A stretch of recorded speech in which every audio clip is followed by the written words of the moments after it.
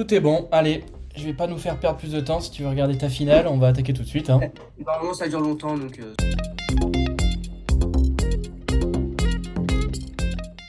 Lui, c'est Léopold, 16 ans et fan absolu de tennis. En mai 2023, il décide de créer la Petite Balle Jaune avec son frère, un média exclusivement consacré au tennis et au paddle. Aujourd'hui, il a plus de 10 000 abonnés sur TikTok et il compte bien ne pas s'arrêter là. ça fait bien 8 ans que j'en fais. J'avais commencé, j'étais en CP, là je suis en première, j'ai 16 ans. Ouais. Quand j'étais petit, je faisais tous les sports que faisaient mes frères. Et comme ils faisaient du tennis, je me suis dit, moi si je fais du tennis, lui il a arrêté plus rapidement. Il a fait 6 ans, moi j'ai fait 8 ans. Mais c'est surtout mon frère. Je suis pas classé, mais on va dire que j'ai un petit niveau. Je pense que je suis bien 15-5, je pense. Djokovic, Federer, Nadal, en logique. Stan Wawrinka. Parce qu'apparemment, c'est le mec le plus sympa du circuit. Nous, on est un peu dans une ambiance tranquille, on se tutoie et tout dans nos vidéos. Il est parfaitement dedans, Wawrinka il est super sympa. Moi, je suis en relation un peu avec les ramasseurs de balles et les ramasseurs de balles, ils sont d'accord, il est vraiment super sympa. Il y a plusieurs points différents. Tout d'abord, moi, j'adore le sport. Je vis le sport depuis bien 5 ans. Vraiment, c'est sport, sport, sport, sport, sport. Et je veux devenir journaliste sportif. Ça s'est développé au moment du confinement. Ok. Où je regardais des anciennes images, commentées par-dessus, j'avais des fiches et tout, je regardais le biathlon. Et là, mon frère est parti en vacances pendant 7 mois en Asie. Mon frère qui est cofondateur du coup de la Petite Balle Jaune, j'ai créé avec lui. Il est parti en vacances pendant 7 mois. Et en ce voyage, il y avait des moments de flottement. Il m'a envoyé un message et il m'a dit, est-ce que t'es chaud? On crée un compte où on parle de tennis. Et moi, je me dis, c'est parfait, je peux me lancer dans le truc, je peux parler de tennis tranquille. Let's go! Moi, je suis à l'écran, je parle, j'écris les vidéos et tout. Et mon frère, lui, il est plus dans, du coup, il monte les vidéos, il est plus dans la stratégie. Il me donne des idées créatives ou des choses comme ça.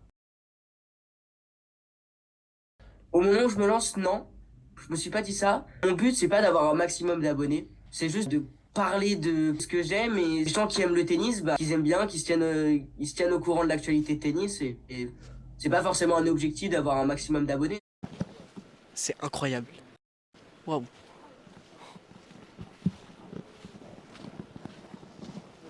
Alors, au Rolex Paris Master, moi j'ai de la chance d'habiter à Paris, un peu la porte d'à côté. C'est le début des qualifs du Rolex Paris Master. Est-ce que vous êtes prêts? On y allait 4 jours en tout. Il y a 2 jours, on y allait, c'était nos places. On avait nos places, on était très bien placés, premier rang, et c'était parfait. Pour nos stories, pour les vidéos et tout, c'était parfait. Il y a 2 jours, on y allait en collaboration avec du coup la FFT et les ramasseurs de balles. Ça te dirait que je te suive toute la journée? Bah ouais, pas de problème, mais viens, tu vas rater l'échauffement là. Ok, j'arrive. On est les ramasseurs. Du Rolex Paris Master. Pour la finale, j'étais invité par Eurosport. Là, on avait des places et c'était parfait.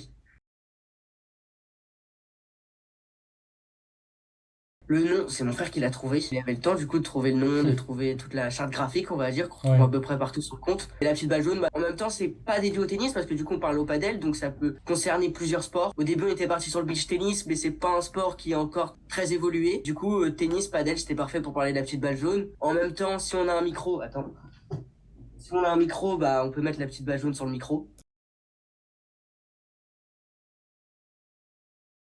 On a créé le compte l'année dernière, en janvier. La seconde, c'est un peu plus chill, on va dire, mais j'ai quand même bossé.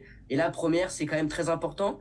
Du coup, dès le début de l'année, j'ai eu un rendez-vous avec ma conseillère principale d'éducation. Et on a instauré, on va dire, un contrat où si le travail est là, j'ai le temps pour faire mes vidéos et j'arrive à rallier les deux, je travaille. Mes vidéos, moi, ça me prend 1 heure par jour. L'autre tiers du temps, je travaille sur mes cours. Mais surtout, en troisième, moi, j'avais le brevet et j'étais ramasseur de balles. J'ai eu la chance que ma proviseure, donc là, je suis allé directement voir la proviseure parce que c'était quand même 3 semaines de cours loupés à 1 mois du brevet. Ma proviseure était une ancienne joueuse de tennis professionnelle. J'ai eu la chance qu'elle dise, carrément, vas-y. Elle m'a même dit, Léopold, oublie l'école pendant 3 semaines. L'Open d'Australie, je vois bien un Novak Djokovic quand même qui finit sur une fin de saison 2023 incroyable. Mais faut faire attention aux autres. Yannick Sinner, là, il est bon, il fait finale au Masters. Faut faire attention à eux, faut faire attention à la jeunesse. Roland Garros, peut-être le retour de Rafael Nadal, on sait pas. Mais toujours Djokovic, ça on l'oublie pas. Wimbledon, Djokovic encore. C'est un peu dommage de dire ça, mais l'adversité de Djokovic, elle est pas énorme. Il y a toujours Alcaraz, bien sûr, qui est tenant du titre, mais Djokovic et l'Open d'Australie, allez, on va voir les choses en grand, on va dire Arthur Fils.